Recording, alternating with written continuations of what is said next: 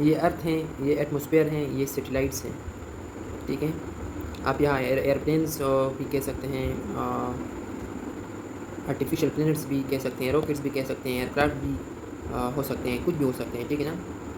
तो यहाँ से अर्थ की जजमेंट हासिल करने को रिमोट सेंसिंग कहते हैं। रिमोट मतलब दूर दराज, सेंसिंग मतलब डिटेक्ट करना, यहाँ से इंफॉर्मेशन को डिटेक्ट करना, ठीक है। अब ये हैं बेसिक प्रिंसिपल्स। बेसिक प्रिंसिपल्स फिर हैं एनर्जी सोर्स, इल्यूमिनेशन।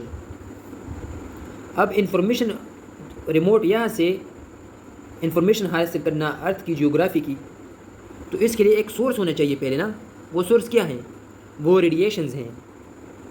सन की रेडिएशन हो सकती हैं, और रेडिएशंस किस तरह? Alpha, beta, gamma, neutron.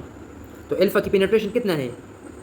Alpha radiation जो है ना, अल्फ़ा रेज जो होते हैं वो हमारी बॉडी को क्रॉस नहीं कर सकते।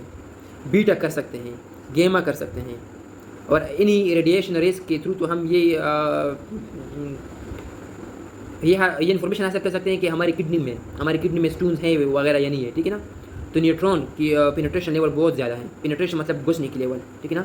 तो अल्फ़ा हमारी बॉडी उसको कन्फ्रंट कर सकते हैं, बीटा नहीं कर सकती, बीटा हमारी बॉडी के अंदर जा सकती हैं, गेमा इस तरह उसका पेनिट्रेशन लेवल ज़्यादा है, न्यूट्रॉन। तो पहला बेसिक प्रिंसिपल में है एनर्जी सोर्स होने चाहिए ना।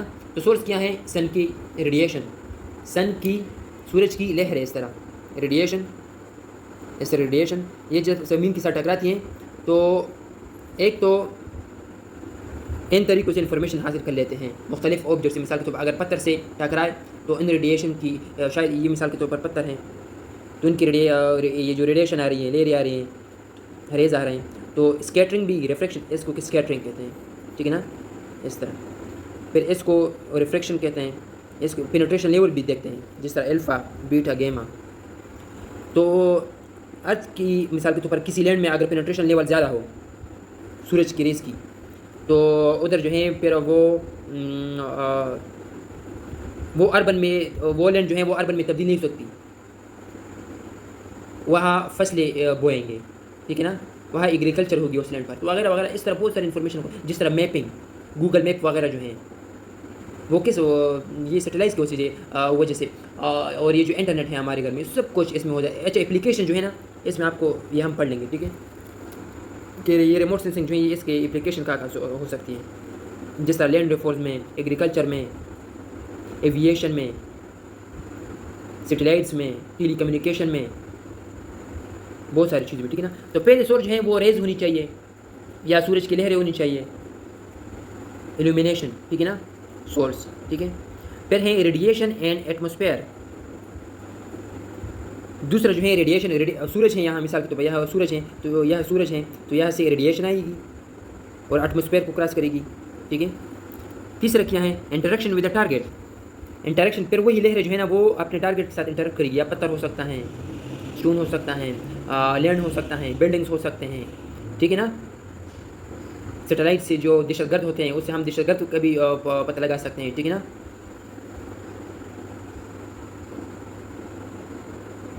ये जो दहशतगर्द जो हैं अर्थ पर अपने अपने कोनों में होते हैं, मिसाल के तौर पर सुरंग बनाए होते हैं, घर बनाए होते हैं, तो सैटेलाइट वाले को किस तरह पता चल जाता है? वो पेनिट्रेशन लेवल की तरह कि जो लहरें हैं ये ज़मीन को उन्होंने पेनिट्रेट कर लिया है, तो ज़मीन के अंदर कोई सुरंग है तो फिर अभी पेनिट्रेट नहीं हो रहा। तो पेनिट्रेट नहीं हो रहा मतलब अल्फ़ा, इंसानी बॉडी जो है वो मिसाल के तौर पर अल्फ़ा रे जो है वो पेनिट्रेट नहीं कर सकती। तो इसका मतलब है कि इस सुरंग के अंदर कोई बंद है, तो वहाँ फिर वो रॉकेट छोड़ देते हैं, उस बिल्डिंग को डिस्ट्रॉय कर लेते हैं, ठीक है ना।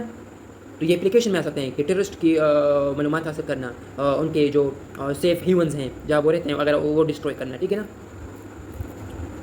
ये पहाड़ वगैरह में, ठीक है। फिर हैं recording of energy by the sensor. ये जो सूरज की लहरें, ये एनर्जी ना, ये जब आती हैं फिर इसकी रिकॉर्डिंग हम कर देते हैं, डॉक्यूमेंटेड। यहाँ सेंसर लगे होते हैं सैटेलाइट स्टेशन में। सैटेलाइट स्टेशन की पिक्चर मैं आपके साथ शेयर कर दूँगा, ठीक है। फिर ट्रांसमिशन, रिसेप्शन एंड प्रोसेसिंग। ये जो सैटेलाइट स्टेशन यहाँ होते हैं इस तरह कोई सैटेलाइट स्टेशन होता है, पिक्चर मैं आपको शेयर कर दूँगा, ठीक है ना। तो वहाँ जो ये रेज आते हैं वगैरह वगैरह सब कुछ, ठीक है। सूरज की लहर वगैरह, तो उसको वहाँ पर ट्रांसमिट हो जाते हैं, फिर उसको रिसेप्ट करते हैं, एनालाइज करते हैं, ऑब्जर्व करते हैं, उसकी प्रोसेसिंग होती है, ठीक है ना। तो ये भी इस तरह है। यहाँ अच्छा, यहाँ ट्रांसमिट हो गए लहरें या सैटेलाइट स्टेशन को, या स्पेस स्टेशन भी इसको कहते हैं, ठीक है। तो फिर उस रिसेप्शन भी होती है, रिसेप्शन मतलब रिसीव होना, फिर प्रोसेसिंग, उसकी प्रोसेसिंग होती है, प्रोसेसिंग के बाद उस नॉलेज की, उस इल्म की, उस लहर की प्रोसेसिंग के बाद फिर वो उसकी इंटरप्रिटेशन होती है, एनालाइजेशन होती है, ऑब्जर्वेशन होती है, ठीक है ना। फिर आखिर में जो है ये हमें इम्प्लीकेशन पढ़ेंगे। कितना आसान है। अब आप ने किस तरह करना है, देखिए। पहला है एनर्जी सूरज, आपने क्रोनोलॉजिकली टाइम लाइन के थ्रू इसको याद करना है। पहला है एनर्जी सोर्स। एनर्जी सोर्स क्या, यहाँ हम सन को ड्रा कर लेते हैं, ठीक है। एनर्जी सोर्स हुआ सन। फिर है रेडिएशन, इसकी जो लहर है रेडिएशन। फिर है इंटरेक्शन विद द टारगेट, फिर ये आएंगे लहर आएंगी, इसका इंटरेक्शन विद द टारगेट आएगा। फिर यहाँ जब टारगेट के साथ इंटरेक्शन हो जाए, फिर उसकी उस एनर्जी की, उस इंटरेक्शन की रिकॉर्डिंग होगी, मतलब उसकी इन्फॉर्मेशन स्टोर होगी। फिर वही इन्फॉर्मेशन जो है स्टेशन हाउस है वहाँ ट्रांसमिट होगी, रिसेप्ट होगी, प्रोसेसिंग उधर उसकी होगी, ठीक है। फिर उसके बाद है इंटरप्रिटेशन एंड एनालाइजिंग।